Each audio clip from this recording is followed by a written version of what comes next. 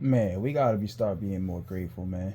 Like, for real, you cannot just sit here and tell me that everybody on the planet that, you know, goes to the wars, goes to the military, army, all the army branches and stuff like that. They're only literally like, I think, what was it? The military, I believe is uh no, out of the whole United States, out of 339 million plus current people, only 1.4 million go to all the army branches in general, Coastal Guard, the Marine Corps, um, the Army Services, all of that, all of it, like all the branches, and these people are like zero. I think it was I think it was like 0.13% of the whole United States. The rarity of these people going out and serving for our country and basically risking their life to do something that nobody else in this planet would do is mind-boggling. For example, if they're that rare, 0.13% of the whole United States alone, we're not even talking about any other country and their branches of services and stuff for their state, their countries and states and stuff. This is their rarity of these people are beyond comprehension because people aren't paying attention to these numbers. They're not paying attention to none of that. You just expect it to happen. People got so comfortable in living the life that they have, being in the inside, having a house, the basic things that every human being on this planet supposedly needs. They ran away from the fact that they're still being protected. A lot of these new generation people don't even realize that there's people on this planet that are going to risk their life every single day to go protect the people they care about in their home, the home they call United States. You know, I bet you there's for men there's this thing called selective service, where it's like either you go to college or you go to the military, or I mean you go to the army, in one of the branches. Um, but you have to understand here. There's people, those people that are going into their young or not, they are due to the circumstances that they're actually going out there to risk their life. That makes them very rare. Not only for the circumstance, the fact that they're very rare to go do it. If you're 0.13% of something, that means you didn't even hit the 1%. You didn't even hit. You didn't even hit a percent of that. Of all 99%. So it's like people don't realize they're not even half a percent of the society. People don't realize how rare these people are. These people are literally going to risk their life that they didn't have to go do it, but they're doing it anyways. They could have just went to college or go work a full-time job or something and didn't have to do it at all. What you gotta understand here is there is no measure on these people. Like I see that these people right here, they deserve more than what we're giving them. When they get out of the service, they're potentially all I ever hear about ever since I was alive is these people becoming homeless or they're on some type of government pay, which doesn't even pay them a lot. I see that they deserve a lot more than that. Why not pay them a substantial amount so where at least they can take care of their family or whatever their needs is, or whatever to a case being. I get that, United States is, we're not only that. I get that we're in debt. I get that we have other things that we have to pay for and all of that. But I just know there's something else out there where a service can help these people get paid a different way, some type of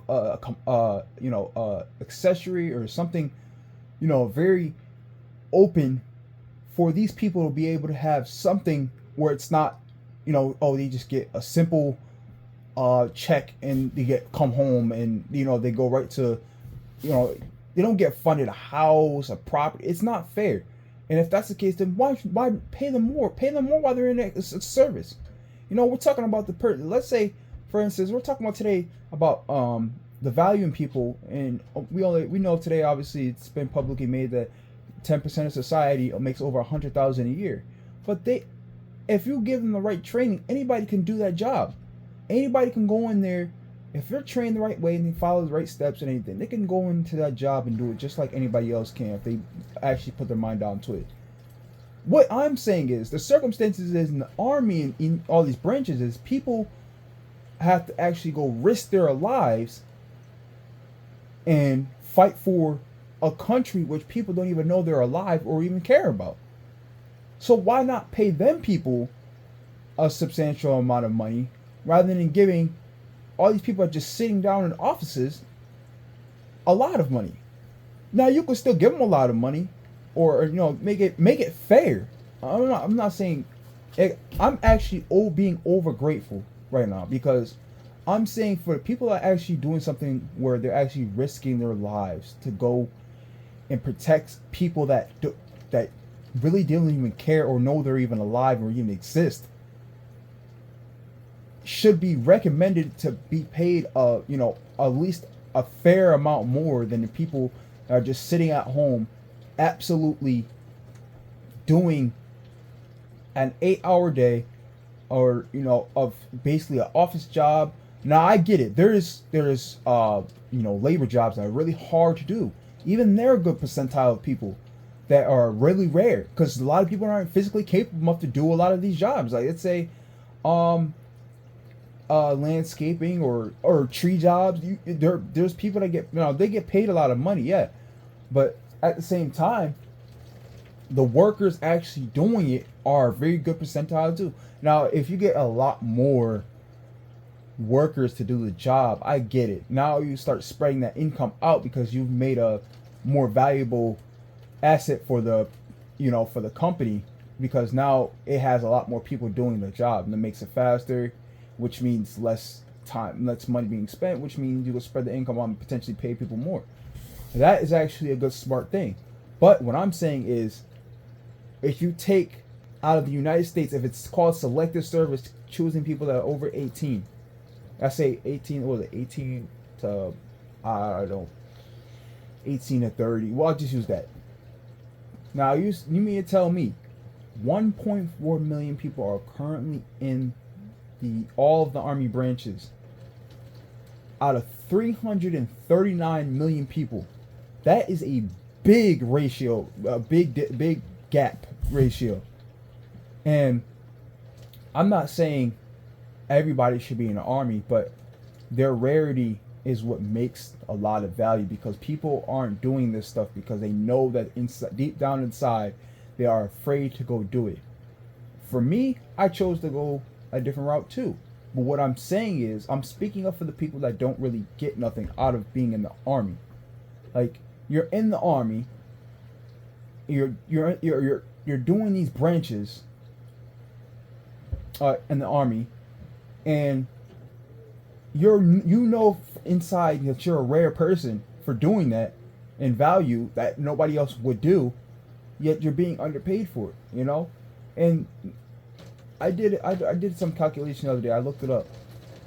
If you did 1.4 million times, let's say everybody in let's say everybody in the Army was making 100K a year. If everybody in the Army made 100K a year, it was like 145 billion or something like that, 140 billion. That's how much money they'd be spending. I said 45 billion in case you add taxes or whatever else in between. Like I added extra 5 billion. Say if there was like an upper range going, let's say 115 billion, 115,000, 120,000. Yeah. So I'm using that as a gapstone for all of that.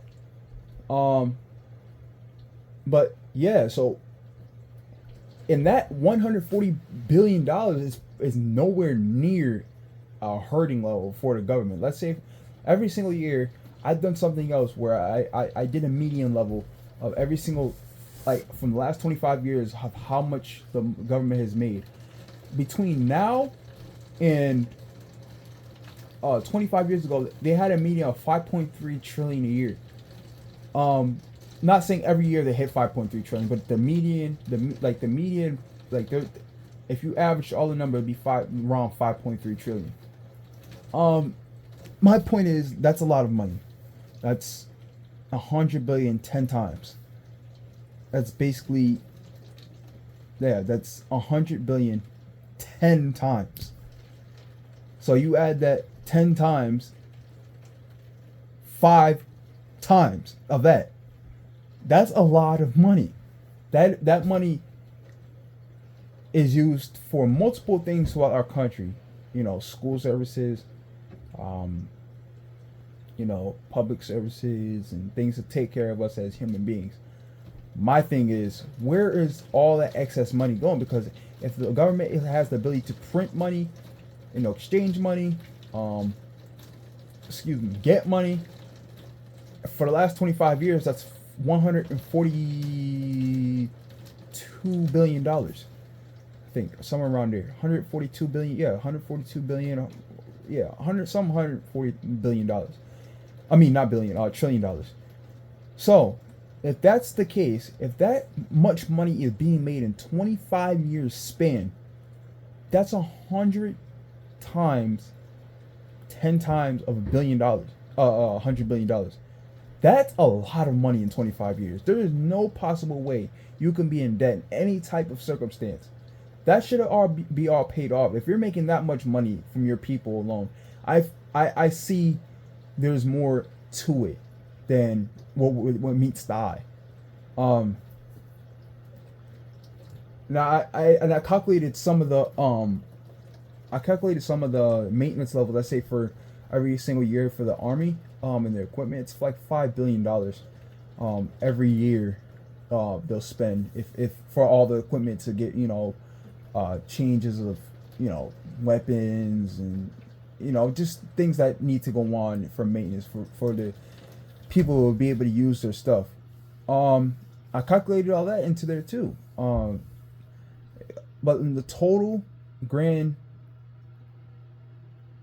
of everything, if you did all of that, 100K a year, including the maintenance for every, let's say 100K a year for every person that's in the army plus maintenance, everything, it'd be like 823 or 800. It was like $826 billion every, for the first year. Then every year after that, let's say we'll cut that in half to about 65% of that, be like 500 billion every year after that. If you included maintenance, payments of that, new equipment if they wanted to add new stuff, projects, etc. But there's a gap somewhere in this income where I see that people aren't seeing, where there's something not right. There's a gap. There's something in there that's not right and that's not being paid attention to. You know, depending on the income that people were seeing the government make. But yeah, like, subscribe, share the video, and yeah, I'll see y'all in the next one.